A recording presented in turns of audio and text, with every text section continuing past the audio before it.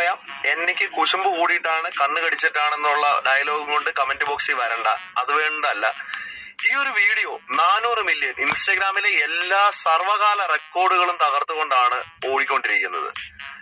സത്യത്തിൽ എന്താണ് കേരള കൊണ്ട് വെള്ളച്ചാട്ടമാണെന്നാണ് എനിക്ക് തോന്നുന്നത്.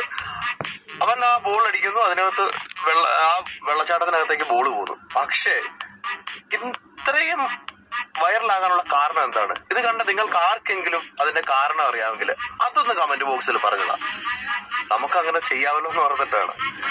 ഒരു 3, 4, 5 മില്യണൊക്കെ പോയാൽ പോലും ഒരു പ്രശ്നം ഉണ്ടാകുന്നില്ല, നമുക്ക് അങ്ങനെ പ്രത്യേകതയൊന്നും ഫീൽ ചെയ്യത്തില്ല. പക്ഷെ ഇത് 400 മില്യന് മുകളിലാണ്.